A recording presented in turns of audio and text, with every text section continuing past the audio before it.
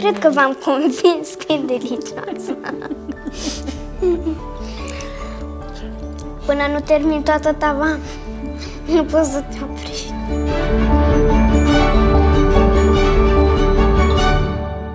Vă salutăm cu mare drag! Noi suntem Tami și Abi, gazdele voastre, iar azi, aproape ca de fiecare dată, vă invităm în bucătăria noastră să pregătim ceva bun și pe placul tuturor. Zilele trecute copiii mă rugau să le fac ceva bun. Având ceva mere în casă, am zis că e numai bună o tartă cu mere pentru că știu cât de mult le place această tartă.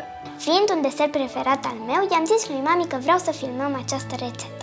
Așa că azi nu am decât să-i fac pe plac și să o învăț cum să prepare această tartă. Se pregătește extrem de ușor, nu este nimic complicat, în plus îi putem pune ce fructe avem la îndemână. Pentru că tuturor ne plac merele sau poate avem ceva mere care nu vrem să se strice, azi am ales merele pe care le vom transforma într-un desert minunat. Acest aluat se poate pregăti și în formă sărată, pentru un aperitiv festiv sau o cină ușoară. Vă las un link aici ca să vedeți și o variantă a acestui aluat sărat. Gata cu vorba, hai la treabă!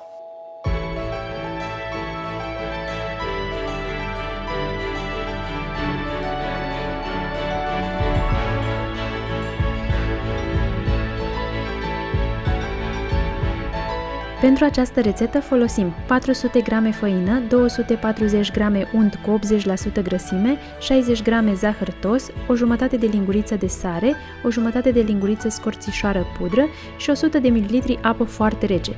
Pentru umplutură folosim 1 kg mere, sucul și coaja de la o lămâie, 150 de g zahăr brun, 2 linguri amidon, o linguriță scorțișoară și opțional nuci sau stafide. Pentru uns deasupra, un ou și o lingură zahăr brun. Într-un robot de bucătărie cu lama în S, adăugăm făina, sarea,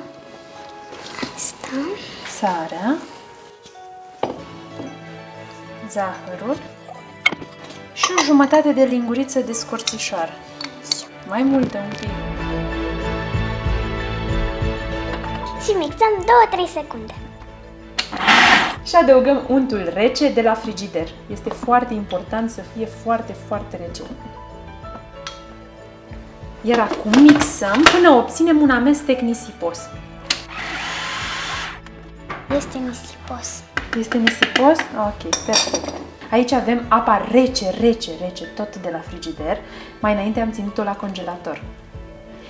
Am pregătit 100 de ml în funcție de făină, să știți că se pune mai multe sau mai puțină. Am să vă arăt cum arată după mixare. Gata! Mamă, ce ciudat arată! Bun, hai, acum, mami, trebuie să lucrăm cu el repede pentru că este un aluat pe bază de unt și căldura mâinilor topește untul și nu trebuie, da? Îl punem pe blatul de lucru. Dar e și fărâmițos. Așa trebuie să fie, mami, și fărâmicios.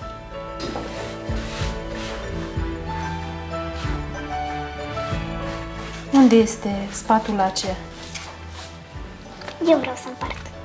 Uite, aproximativ așa împărțim în două. Da? Tu formezi aici o bilă, fără să strângi prea mult. Da? Nu mai frămânți.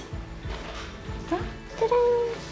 Și o aplatizăm puțin cu mâna, ca să ne fie ușor după aceea la întins. Bravo! Foarte bine. Le punem în folie și le dăm la frigider pentru o oră.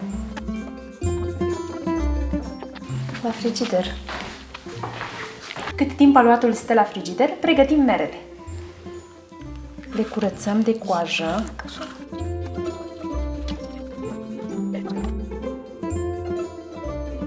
Stai că aproape am terminat și eu. Gata! Asta e mărul meu. Acum trebuie să scoatem mijlocul. Și la asta mă pricep. Ok, cum? Uite așa. Simplu.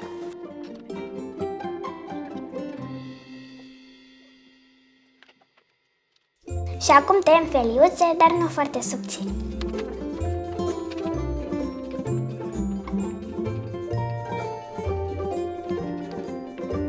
peste mere o să adăugăm coaja de la o lămâie.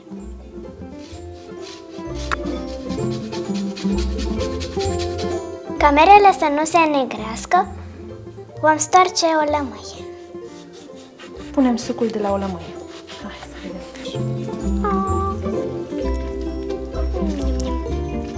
Ce bună e lămâița! Adăugăm scorțișoara, amidonul și Puțină nucă.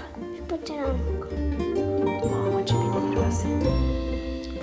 Amidonul și zahărul brun.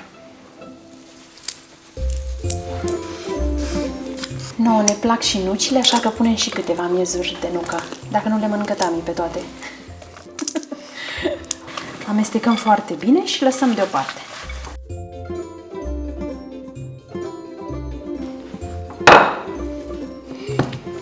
Asta e a mea. Pudrăm foarte bine bladul cu făină. Aici, în centru. Bine, bine, bine. Și începem și întindem, ușor.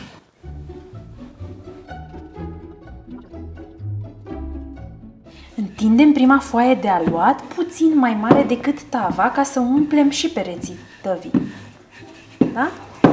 O să vezi la final. Dacă punem tava aici, trebuie să fie mai mare decât tava. Acum pot și eu să întind. Da. Uite.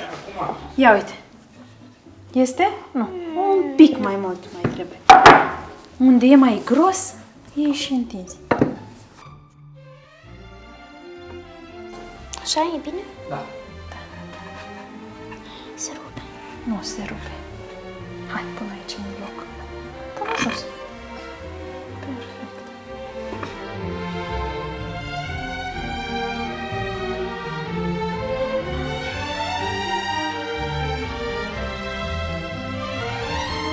Hai, punem merele.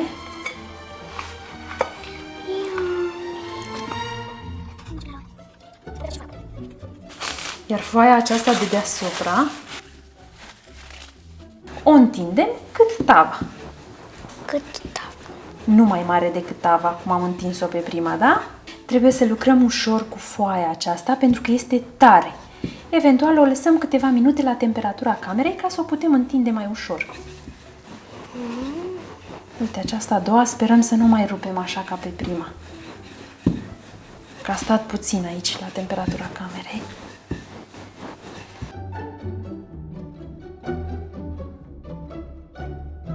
Tăiem pe jumătate și apoi în fâșii subțiri.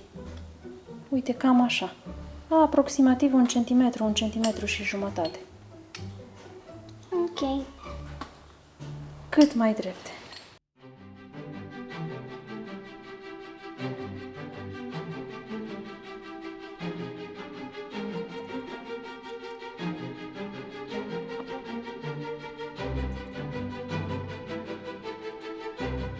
Ia uite-te, Tamara, mami. Mamă, ce frumos!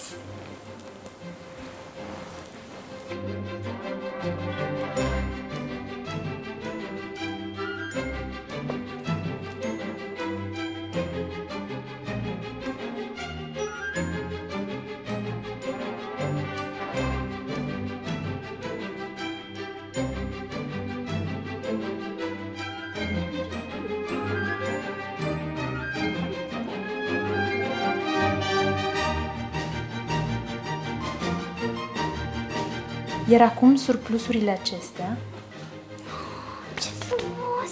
da? Le punem în interior.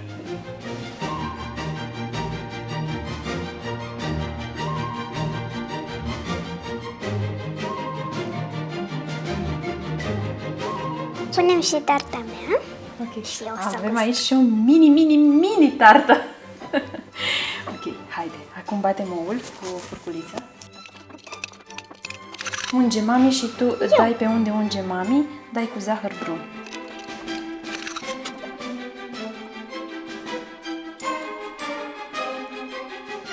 Coacem tarta la 220 de grade în primele 15 minute, apoi reducem focul la 180 de grade pentru alte 40 de minute aproximativ. La programul cu căldură sus și jos, fără ventilație. De-abia aștept să văd ce a ieșit.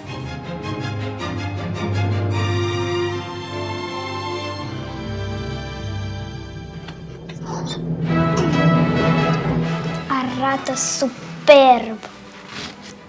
Ia, Arată foarte bine, se însă, umflă însă nu o putem tăia acum. să o lăsăm la răcit. Da, trebuie să o lăsăm puțin la răcit. În final a venit momentul super așteptat. Așa pe fugă, a apucat și Tami o bucățică de aluat și a făcut o mini tartă. Și a zis că vrea să o guste întâi pe ei și apoi gustă și din cealaltă pe care am făcut-o eu mare.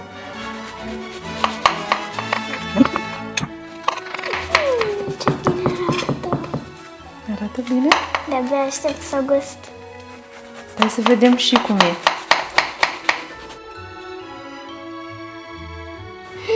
Ce bine arată. Eu vreau mai întâi Porțiuța să-mi iau ta. gust pe mea.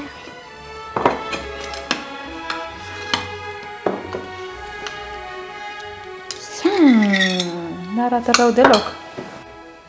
Dacă e bună. A ta? Da. Dacă e bună a ta, hai să gustăm.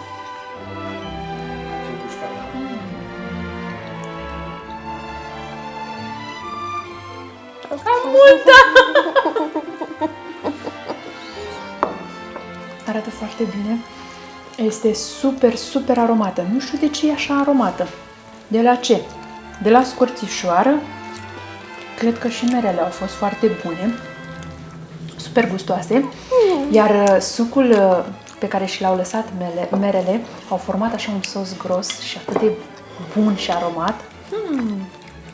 Uite să Hai vezi să cum este. gustăm. Cum e, Tami? Nu la fel de bună ca ta. E bună și a mea. Așa, asta e bună. E mai bună aceasta.